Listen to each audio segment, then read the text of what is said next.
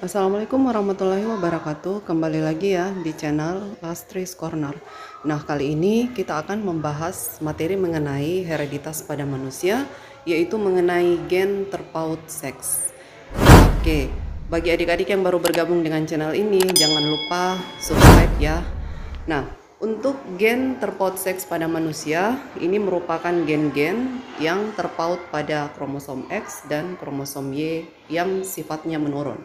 Jadi perlu adik-adik ketahui ya, diingatkan kembali bahwa kromosom seks pada manusia itu ada dua, yaitu kromosom X dan kromosom Y. Nah, ciri-ciri penyakit yang sifatnya menurun itu yang pertama adalah dia tidak bisa disembuhkan ya. Jadi tidak bisa disembuhkan, contohnya buta warna itu tidak bisa disembuhkan. Yang kedua, dia tidak menular.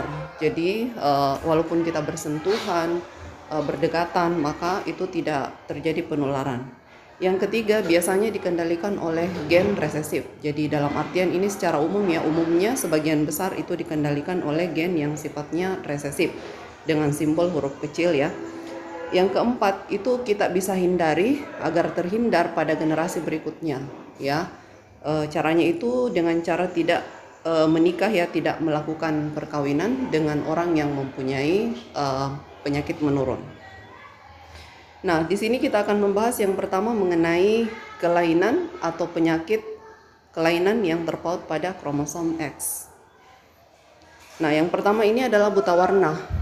Ya, jadi perlu diingatkan kembali kromosom X ini ada pada laki-laki dan pada wanita. Nah, untuk buta warna ini merupakan kelainan di mana seseorang tidak bisa membedakan warna. Dia ditentukan oleh gen resesif dan terpaut pada kromosom X. Jadi dalam proses penulisan gennya nanti ya, karena dikatakan terpaut, maka contohnya dia akan seperti ini penulisannya. Harus disertakan huruf X-nya karena dia terpaut pada kromosom X. Nah, di sini dia dikendalikan oleh gen resesif dengan kode CB, C kecil dan B kecil, itu singkatan dari colorblind. Buta warna ini merupakan penyakit genetis akibat rusaknya sel kerucut yang ada pada retina. Nah, sel kerucut ini yang ada pada retina ini merupakan bagian sel pada mata yang menerima rangsangan cahaya berwarna.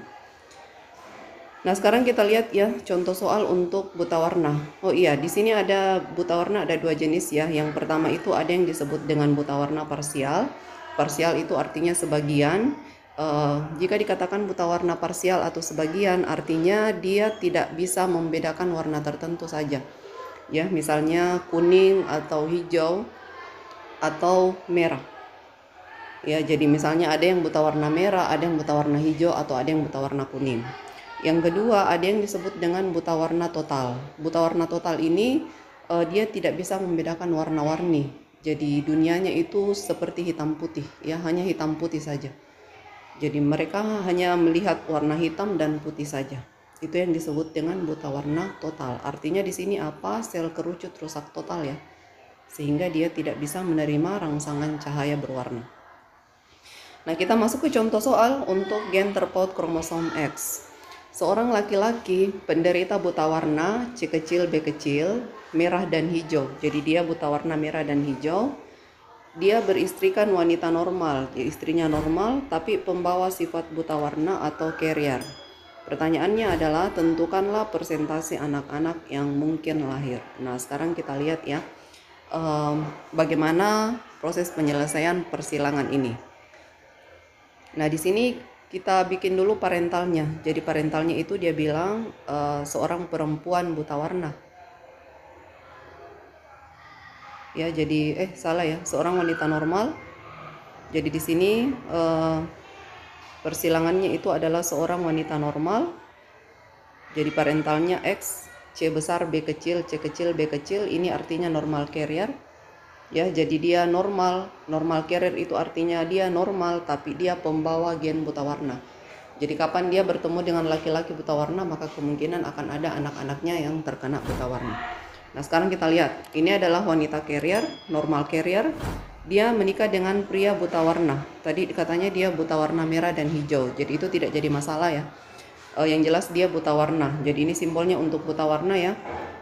karena dia resesif maka X C kecil B kecil. Kenapa kita tulis X di X itu CB?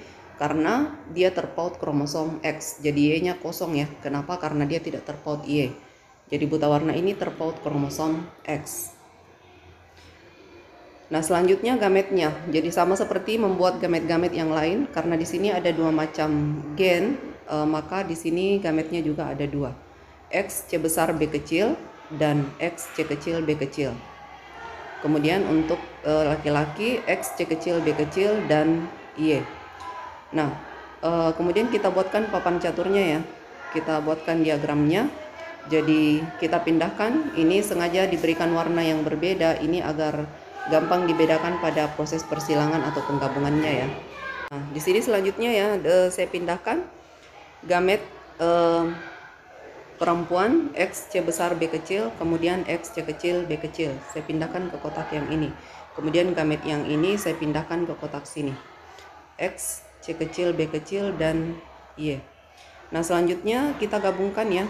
Kita gabungkan, jadi untuk mengisi kotak yang ini kita gabungkan yang ini ya. Jadi sekali lagi sama dengan persilangan-persilangan yang lain. Kita gabungkan X C besar B kecil, X C kecil B kecil. Jadi perhatikan warnanya itu adalah asal dari gamet tersebut. Kemudian yang kedua X C kecil B kecil, yang ketiga X C kecil B kecil. Yang keempat X C besar B Y, kemudian X C kecil B kecil Y. Nah, inilah genotip buta warna. Apa namanya, anak-anaknya. Nah, sekarang kita tentukan fenotipnya. Yang pertama itu adalah normal carrier, jadi ada huruf besar 1 di sini huruf kecil, artinya ini adalah normal carrier.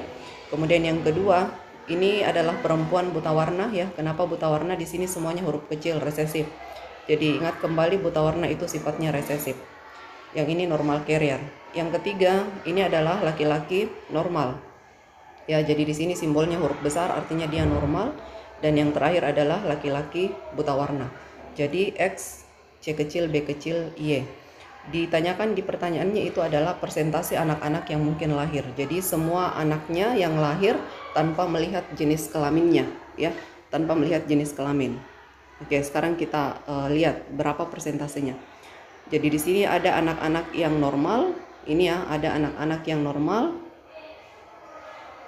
Kemudian ada normal carrier dan ada yang buta warna. Jadi ada 3 fenotip yang ada 3 fenotip yang muncul. Yang pertama normal. Di sini kita lihat normal di sini hanya ada 1 ya, laki-laki normal. Jadi artinya di sini perhitungannya adalah 25%. Kemudian normal carrier justru di sini ada di satu kotak ini ya, normal carrier artinya 25%. Buta warna di sini ada 2, artinya buta warna itu 50%. Jadi persentase anak-anak yang mungkin lahir dari perkawinan ini adalah normal 25%, normal carrier 25%, dan buta warna 50%. Nah, apabila kita tidak membedakan antara normal dan normal carrier, maka kita bisa hitung normal berbanding buta warna itu sama-sama 50%. Itu kalau kita tidak membedakan ya. Jadi nanti tergantung dari pilihan soalnya seperti apa. Oke? Semoga adik-adik mengerti ya penjelasannya. Nah, sekarang kita lanjut untuk selanjutnya ya, supaya lebih mengerti. Kita masuk lagi ke kelainan yang kedua yang terpaut kromosom X, yaitu hemofilia. Hemofilia ini merupakan penyakit atau kelainan yang juga terpaut pada kromosom X ya, sama halnya dengan buta warna. Ini adalah penyakit turunan di mana darah sulit untuk membeku. Itu dia membutuhkan waktu 16 sampai 120 menit. Jadi ini agak lama. Ini lama ya, itu bisa kehabisan darah kalau misalnya membekunya cukup lama. Penyebabnya itu adalah darahnya tidak mengandung tromboplastin. Tromboplastin ini adalah zat pembeku darah ya, tromboplastin. Sama dengan buta warna, hemofilia ini ditentukan oleh gen resesif dan dia terpaut oleh kromosom X. Dikendalikan oleh gen H kecil. H kecil ini diambil dari singkatan hemofilia ya, H kecil. Nah, di sini kalau dia normal maka dia X H besar. Kalau dia hemofilia maka X H kecil. Jadi sekali lagi, kenapa X ya? Kenapa di sini X bukan Y? Karena dia terpaut kromosom X ya. Makanya kita tulis X. Nah, eh, ya maaf ini salah ya, bukan buta warna. Nah, di sini kita masuk ke contoh ya. Seorang laki-laki penderita hemofilia XHY menikah dengan wanita normal carrier XH besar XH kecil. Tentukanlah persentase anak-anak yang mungkin lahir. Jadi normal carrier dengan laki-laki hemofilia. Normal carrier itu satu huruf besar, satu huruf kecil. Ya, jadi dulu itu kita sebut dia heterozigot ya, di persilangan lain maksud saya kita sebut dia sebagai heterozigot. Ya, tapi untuk hereditas manusia kita istilahkan dia sebagai normal carrier. Nah, di sini untuk penyelesaiannya kita bikin parental perempuan normal carrier XH besar XH kecil menikah dengan laki-laki hemofili XH kecil Y.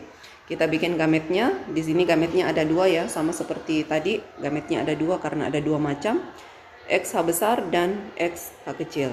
Sama yang laki-laki juga XH kecil dan Y. Kemudian F1-nya kita buat tabel, kemudian kita masukkan ini di sini dan yang ini kita masukkan di sini.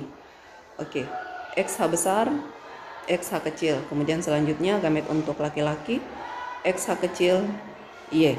Nah, sekarang kita gabungkan ya, gamet laki-laki dan gamet perempuan. XH besar, XH kecil, XH kecil, XH kecil, XH besar Y, dan XH kecil Y. Nah, ini adalah genotip ya, genotip dari persilangan tadi. Nah, sekarang kita tentukan fenotipnya. XH besar, XH kecil ini adalah perempuan normal carrier. Normal carrier karena ada H besar dan H kecil. Kemudian XH kecil ini adalah perempuan hemofilia. XH besar Y ini adalah laki-laki normal dan XH kecil Y ini adalah laki-laki hemofilia. Nah, tadi pertanyaannya adalah persentase anak-anak yang mungkin lahir. Sekali lagi ditanyakan anak-anak 100% ya, tidak membedakan jenis kelamin. Jadi kita akan hitung secara keseluruhan. Normal, normal carrier, dan buta warna. Untuk yang normal di sini ada 1, artinya 25%. Normal carrier ini juga ada 1, 25%. Dan hemofilia ada 2, artinya 50%. Jadi presentasinya itu adalah normal 25%, normal carrier 25%, dan hemofilia ya, di sini hemofilia ya. Hemofilia 50%. Seperti itu. Jadi inilah persilangan untuk materi hemofilia. Jadi semoga adik-adik paham ya mengenai persilangan ini. Dua-duanya sifatnya resesif dan dia terpaut oleh kromosom X.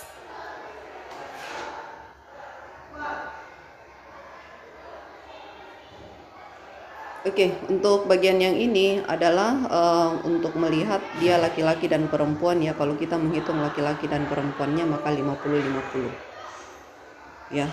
Nah. Oke, sekian untuk materi kali ini. Semoga bermanfaat dan bisa dipahami. Sampai jumpa di materi berikutnya. Assalamualaikum warahmatullahi wabarakatuh.